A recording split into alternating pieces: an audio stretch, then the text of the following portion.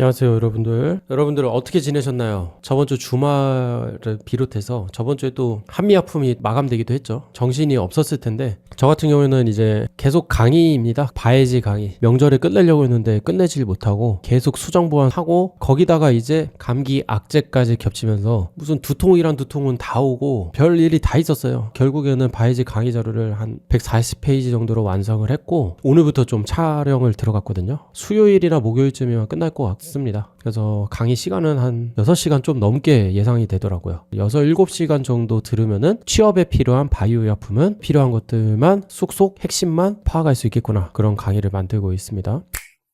그래서 오늘은 여러분들 Q&A 시간으로 보낼 예정이에요. 그래서 여러분들이 지금까지 하반기를 보내면서 많은 일이 있었죠. 삼성 휘몰아쳤고 여러 기업들 막 휘몰아치다가 콜마라든지 한미라든지 삼진이라든지 여러 기업들이 또 나왔고 했는데 많이 달려왔을 거예요. 그 과정에서 궁금한 점 또는 이렇게 달려왔는데도 뭔가 내가 얻지 못한 것 같은 그 느낌, 그 고통 이런 것들이 당연히 생길 수가 있다고 보거든요. 평소에는 Q&A 시간을 제가 충분히 가져보지 못했어가지고 오늘 좀 충분히 가져보고 막막한 풀어드리는 그런 시간을 가져보고자 했습니다. 그래서 여러분들 지금 채팅창에 고민인 사항들을 남겨주시면 됩니다. 제가 성심성의껏 답변을 드릴게요.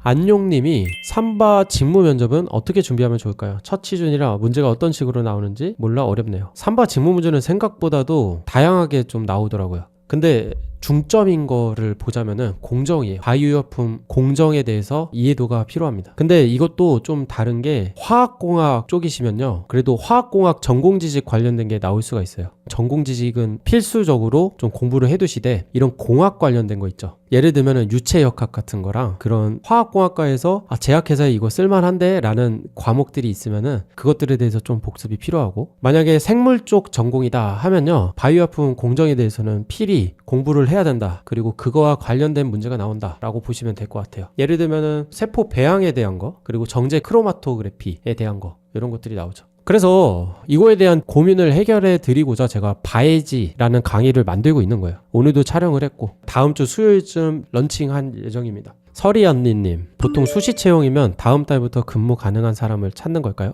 제가 봐온 몇 수시 채용은 최종 합격까지 대략적인 일정을 알려주지 않던데 어제 마감한 셀트리온 제약 수시 채용은 11월부터 정상 근무 가능한 자라고 명시되어 있어서요. 보통은 그래요. 수시 채용이면은 길어봤자 면접 전체 전형이 한 2달 정도라고 보면 되니까 입사 지원을 할 때부터 한두 달 후에 가능한 자가 중요한 거죠.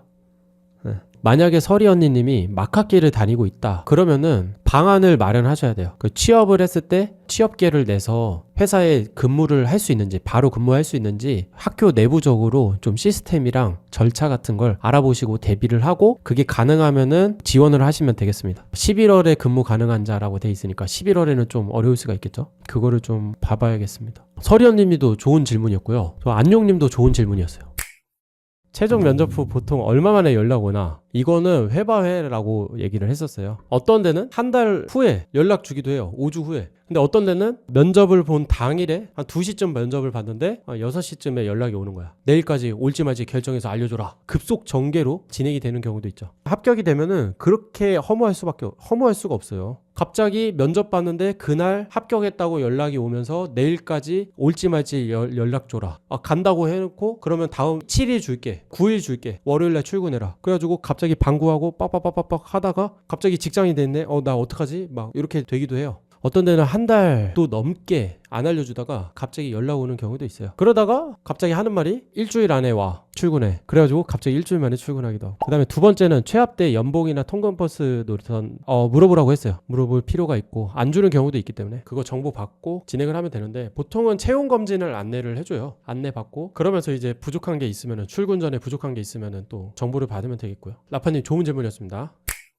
서이인님이 질문을 주셨네요. 3학년 2학기를 하는 중이다. 제약회사 QC나 품질팀을 희망하고 계시고 겨울방학 때 흔히 설카포 연구실 인턴을 할지 GMP 교육센터에서 하는 한 달짜리 실습을 할지 서이인님이 QC나 품질팀을 희망한다면 연구실보다 한 달짜리 실습 교육을 추천을 드립니다. 아시겠죠? 한 달짜리 실습 교육을 추천을 드립니다. 이것도 많은 분들이 좀 고민을 하겠는데 좋은 질문이었어요. 서리 언니님이 R&D 석사과정 막학기인데 R&D 직무 지원한다면 GMP 교육 이수 필요할까요? 아니요, 필요 없습니다. R&D 직무에서 석사 학점도 보는지 궁금합니다. 석사보다는 학사 학점이 중요하다. 그렇게 보시면 될 것 같아요. 좋은 질문인데요? 좋은 질문인데? 감사합니다. 추가적으로 정보 다들 말씀해드리고 싶은데 제가 어쩌다 메이저 제약회사 팀이랑 가벼운 인터뷰를 하면서 취업에 관련해서 여쭤보니 무조건 어학과 적극성을 드러내라고 했어요. 이렇게 얘기를 하셨네요. 좋습니다. 어학 자체는 제가 항상 얘기하는 기본 스펙에 들기도 하고요. 최소가 그 정도가 되어야 되고 높으면 높을수록 당연히 좋다. 어학이 없는 상태로 하는 분들이 많으니까 어학부터 따셔라 라고 하는 겁니다. 그리고 적극성을 드러내라 라고 했는데 이게 사실 굉장히 모호한 용어예요. 적극성을 드러내는 거에 가장 좋은 방법은 계속 직무를 위해서 준비해온 과정을 쌓아가는 거, 그리고 그거를 글로 잘 정리하는 거 정도가 있겠습니다. 그게 어떻게 보면 적극성이라고 볼 수 있죠. 예를 들어서 대학교 4학년을 다 보냈어. 4학년까지 보내고 그 다음에 2년 놀았어요. 그러고 나서 부랴부랴 QC 실습 교육 하나 들었어요. 그러고 내가 적극성이 높대요. 이러면은 말이 안 되잖아요. 그런 거라고 보면 돼요. QC에 있어서 적극적이었던 사람은 계속해서 QC 관련해서 뭔가를 해왔겠죠. 실제로 그런 사람이 서류 합격이 잘 됩니다. 지금 그럴 수 있는 사람이면 그렇게 쌓아 나가면 되고요. 근데 이미 지난 사람이고 지금 당장이 급한 사람이다 하면은 일단 자소서라도 어떻게든 최대한 잘 작성을 하고 그 다음에 지금이라도 적극성을 쌓아가는 그런 교육들을 듣거나 뭔가 적극성 있는 활동을 하거나 해야 되는 겁니다. 아시겠죠? 서인님 이것도 좋은 내용이었어요. 배고파님이 10월이 지나가면 하반기 끝났다고 생각하면 되나요? 아니요. 제가 예전 영상에도 남긴 것처럼 공고라는 건요 그냥 계속 올라오는 거예요. 대부분의 제약회사가 거의 수시 채용 위주라고 얘기를 했죠. 그러니까 이번에 한미약품도 공개 채용이라고 뭐 뜨긴 했지만 사실은 공개 채용이라기보다는 거의 그냥 수시 채용에 가깝다. 왜냐면 그게 계속해서 뜨니까 몇몇 직무들에 한정해서 또 뜨기도 하고 그런 거죠. 한미약품 8월에 떴었잖아요. 근데 이번에 떴고 그런 것처럼 공고가 언제 뜰지 모르는 거야. 삼성 정도만 3월이랑 9월이 딱 정해져 있는 거지 나머지 기업들은 언제 뜰지 모른다고요. 세트리온 같은 경우에도 되게 자주 뜨고 있는데 불규칙적으로 자주 뜨고 있죠. 근데 10월이 끝났다는 생각으로 생각해버리면 안 된다는 거야. 11월, 12월, 1월 다 뜹니다. 공고는. 계속 보고 계속 도전해야 돼요. 아시겠죠? 배고파님. 좋은 질문. 이루동님, 혹시 교육을 여러 개 듣는 것이 도움이 될까요? 아니면 알려진 교육 하나만 듣고 영어만 준비하는 게 나을까요? 영어가 없으면 영어 하세요. 그리고 교육 들으십시오. 영어와 교육을 병행할 수 있으면 병행하세요. 그리고 교육은 여러 개 듣는 게 아까 나온 적극성이라는 키워드에 그걸로 어필을 할 수 있다고 봐요. 직무에 대한 전문성이 아니라 적극성. 교육의 역할은 그렇게 생각을 하면 될 것 같아요. 좋은 질문. 원하는 직무 실험 보조 계약직 6개월로 시작하는 거 어떻게 생각하시나요? 그 실험 보조를 할 때 내 업무 범위가 어떤지를 봐야 돼요. 내가 만약에 QC를 준비하면은 QC 준비하는 거에 있어서 도움이 될지가 중요해요. QC에 있어서 도움이 될지는 QC가 뭘 하는지, 무슨 분석기기를 다루고 무슨 시험법을 다루는지 알아야겠죠? 그걸 토대로 이 계약직 6개월도 하는지를 봐요. 근데 전혀 관련 없어. 그럼 도움 안 됩니다. 동굴님 이거 좋은 질문이에요. 많은 분들이 물어보시는 거라. 동그리님, 이번에 계약직 QC 면접을 보게 되었어요. 이화학 실험 및 기기 분석, GMP 문서 작성 및 관리. 이직할 때 도움이 될까요? 그럼요. 여기 그냥 QC 해야 되는 거 다 써 있는데? 이화학 실험, 기기 분석, GMP 문서 작성 및 관리. 요즘 계약직은 좀 달라요. 요즘 계약직은 이래도 되나 싶을 정도로 일을 맡기기도 해서 예전에는 계약직 중에서도 QA 같은 경우에는 좀 잡일, 중요하지 않은 거 이런 것들을 맡겼는데 요즘은 QC 계약직 가면은 예전에는 그래도 실험 보조 위주로 시켰는데 지금은 그냥 다 시켜 그냥. 그래서 한 친구가 이렇게 시켜도 되냐 거의 정규직보다 더 하는 것 같다 수준으로 혹독한 스파르타 훈련을 받고 있기도 합니다. 동구리님 좋은 고민이었고 가세요. 저는 추천합니다. 준헬님, 중소기업만 합격한다고 하면 품질 쪽에서 물경력이 되지 않을 만한 중소기업은 어느 정도 규모를 가야 할까요? 일단은 중소기업이어도 중소기업 나름인 게 공장 시설이어야 돼요. 그러니까 이제 공장이라고 하면 흔히 제조 라인이 있고 QC 시험실이 따로 있고 이런 체계가 갖춰진 곳을 의미하는데 그 공장이 따로 구축이 되어 있는가 그걸 좀 보셔야 됩니다. 연구시설 수준으로 생산 라인과 QC가 있다. 그러면은 좀 곤란하지. 예를 들면은 몇몇 세포치료제, 유전자치료제 이런 첨단 바이오薬품의 경우 GMP 환경이라고 돼 있지만 공장이 아니라 거의 연구시설이에요. 그냥. 그런 경우에 거기서 QC 경험, 생산 경험을 쌓는 게 경력으로서 그렇게 도움이 되지는 않는 것 같아요. 규모보다도 일단은 공장이 갖춰져 있고 KGMP 허가도 받은 상태로 제품을 꾸준히 생산을 하고 있다면은 갈만하다고 저는 봅니다. 어쨌든 준혜님 좋은 질문 다들 궁금해 하셨을 거예요. 그 다음에 제가 하고 싶은 회사에 원하는 직무 현직자를 만나 멘토링을 할 기회가 생긴다면 어떤 질문을 해야 많은 도움을 받을 수 있을까요? 취업은 일단 자기소개서란 면접이에요. 자기소개서란 면접에서 나오는 질문들에 있어서 내가 잘 답변하지 못하는 부분들을 리스트업 해보세요. 그거는 사람마다 좀 다르겠죠. 어떤 사람은 입사 후 포부가 막막할 수가 있고요. 어떤 사람은 지원 동기가 막막할 수 있겠죠. 그러면은 그 현직자한테 물어보는 거예요. 어떤 식으로 답변하셨어요? 그리고 지금 일하면서는 어떤 지원 동기가 좀 드시나요? 뭐 이런 것들을 물어볼 수 있겠죠. 그리고 지금 입사하시고 나서 뭐 목표 같은 게 생기셨나요? 그거를 내 입사 후 포부로 인용할 수가 있을 테니까요. 그러니까 자소서란 면접에서 내가 부족하고 잘 지어내지 못했던 것들을 거기서 풀면 되겠습니다. 아시겠죠? 좋은 질문인데요. 배고파님이 회사 지원 동기가 어떤 게 있을까요? 자소 쓸 때 너무 어렵습니다. 그냥 배고파님은 그 회사를 왜 가고 싶으신데요? 제가 컨설팅할 때 요즘은 이렇게 푸는 것 같아요. 배고파님 일단은 얘기해주세요. 그냥 솔직하게도 괜찮아요. 이름 있는 회사에 대한 명예 혹은 제품 생산에 기여하고 싶어서. 물론 연봉도 중요하죠. 그러면은 여기에서 이제 또 꼬리 질문을 가는 거예요. 봐봐요, 배고파님. 그럼 이름 있는 회사를 조금 다른 특징으로 언급을 하면 돼요. 명예가 있잖아요. 명예가 있는 거는 그 회사만의 독보적인 성과 같은 게 있을 거예요. 특징이 있겠죠. 그런 것들을 언급할 수 있겠고요. 그리고 제품 생산에 기여하고 싶다. 그럼 여기 제품이 뭔데요? 무슨 제형인데? 무슨 특징이 있는데? 그리고 그거 생산을 내가 왜 하고 싶은데? 이런 부분들을 생각해서 그 부분을 적어줘야 돼요. 연봉은 빼고요. 아시겠죠? 이런 부분을 고려해야 됩니다. 이거 좋은데요? 안용님이 생산지 학사 취업과 연구직을 위한 석사 입학 중 뭐가 더 나은 선택인지 어렵네요. 대학원을 추천하시나요? 이거는 그냥 자기의 적성이에요. 안용님. 대학원을 추천한다. 본인이 선택을 하는 겁니다. 내가 뭐가 더 잘 맞는지, 어떤 걸 해야 더 나한테 의미가 있을지 이런 점들을 생각해 봐야 돼요. 안용님. 그리고 그 생각한 거가 지원 동기가 돼요. 직무에 대한 지원 동기가 되죠. 깊게 한번 생각해 보시길 바래요. 지원 동기라는 게 여러분들 계속 머리 아프고 고민하고 뭘 써야 될지 막 머리 쥐어 뜯다가 나중에 어느샌가 이제 정리가 돼 있고 아, 나 이게 잘 맞는 것 같아 하게 되는 게 지원 동기예요. 아시겠죠, 안용님? 좋았어요. 면접 경험이 전무하세요. 점님이. 면접관들이 여러 명일 때 시선 처리나 손짓. 시선은 물어본 사람 코 쪽을 보시길 바랍니다. 그리고 대화를 우리가 할 때 자연스럽게 하잖아요. 저도 지금 카메라를 보고 있는데 그냥 여러분들이랑 대화한다고 생각하고 카메라를 계속 보는 거예요. 그러다가 한 번쯤은 그냥 여기 딴 데 볼 수도 있는 거죠. 눈 봐야 돼. 코 봐야 돼. 코 봐야만 해. 시선 떼면은 탈락이야. 이런 생각은 하지 마시고요. 자연스럽게 상대방이랑 그냥 얘기를 한다고 생각을 하세요. 친구랑 얘기할 때도 그냥 친구 어딘가를 보잖아요. 그 정도 봐. 아시겠죠? 그리고 넥타이 색은요 상관없어요. 넥타이 색은 상관없어. 그냥 튀지 않게만 차려 가세요. 갑자기 무지개 나비 넥타이, 빨간색 나비 넥타이 이런 거만 안 하면 되지. 점님 아시겠죠? 좋은데요? 재밌는 질문. 형님 약학 석사로 졸업하셨어요? 취업이 안 되고 있는데 토익 스피킹밖에 안 가지고 있고 연구직 희망하고 있는데 어떤 걸 더 할 수 있을까요? 그래요. 토익 준비하는 거 있을 수 있겠고요. 그리고 연구직이 정말 어려워요. 진짜 어렵더라고. 일단은 직무를 좀 확장해서 볼 필요도 있고요. 그리고 그 직무마다도 내 연구 포트폴리오와 자기소개서, 연구 기술서 이 세 가지 문서를 잘 작성을 해두면서 지원을 하셔야겠습니다. 그리고 많은 입사 지원이 필요합니다. 투영님. 좋은 질문. 서리언니님, 직무에 적합한 이유를 경험에 기반해 구체적으로 서술하라. 석박사분들이 자주 하는 실수, 궁금해하지 않는 내용을 최대한 가독성 좋게 요약을 해서 스타 기법으로 경험 한 개당 3,400자를 적는 건 괜찮을까요? 보통 직무 적합상 문항 800자랑 1,100자의 경험 2개 씁니다. 이렇게 하시는데 궁금해하지 않는 이유가 뭐냐면 연관성이 없는 거예요. 그러니까 연관성 있는 걸 찾아야 돼요. 여러분들은 계속해서.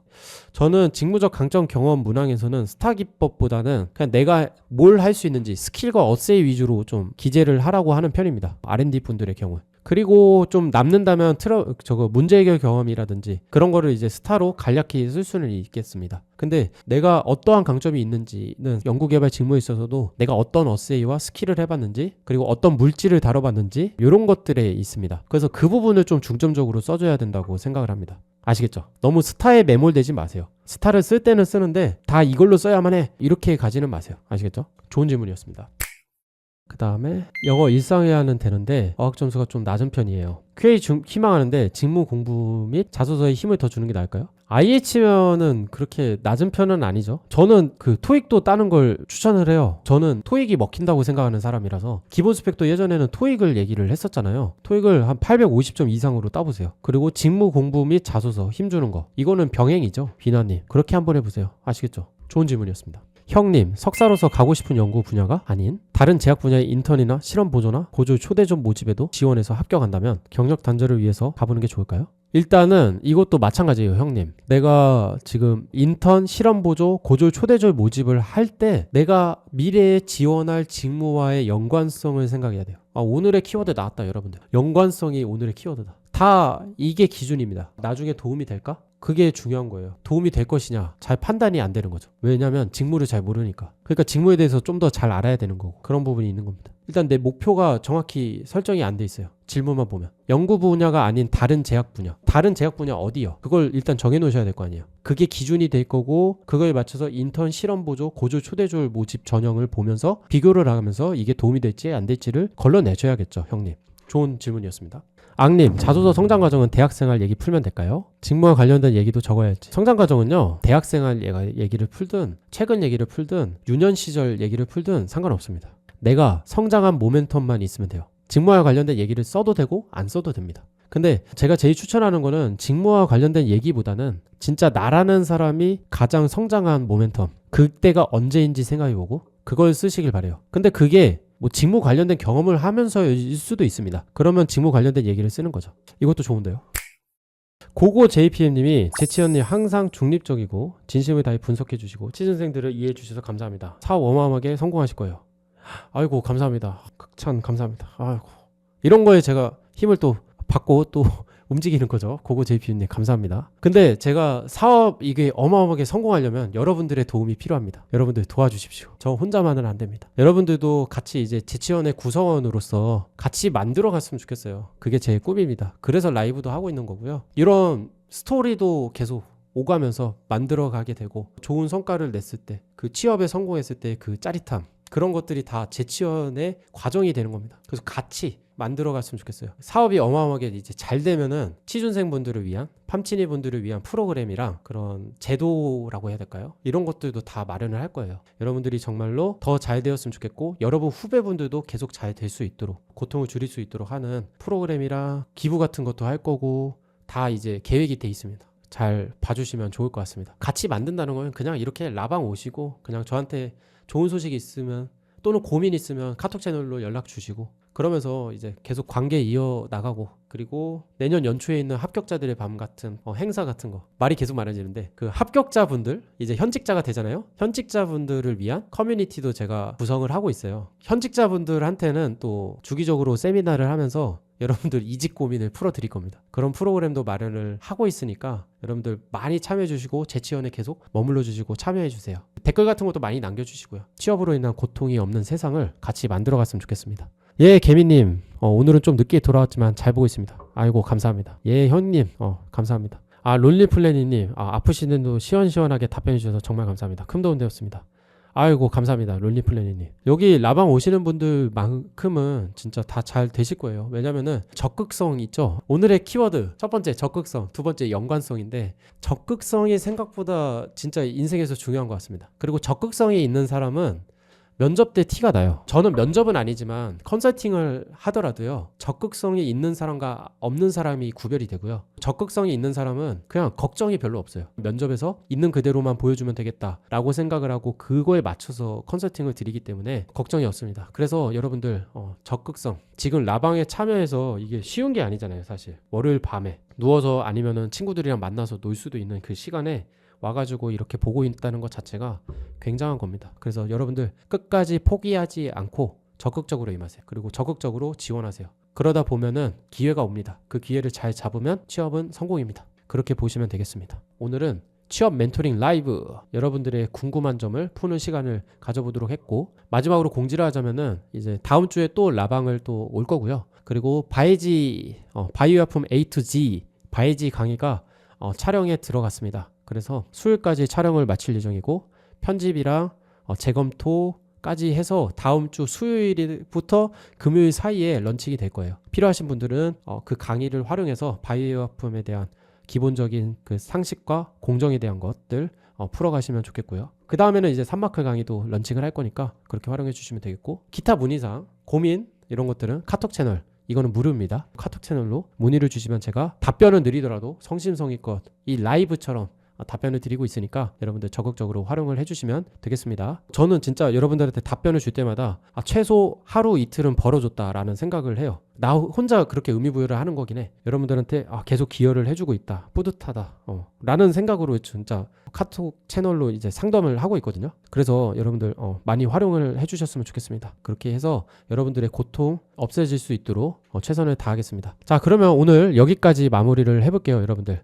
두 가지 키워드, 적극성과 연관성 기억해 두시고요. 취업으로 인한 고통이 없어지는 그날까지 라이브 방송은 계속됩니다. 여러분들 고생 많으셨습니다. 도움이 되셨다면 좋아요 한 번씩 눌러주세요. 다음 주 라방에 뵙겠습니다. 감사합니다.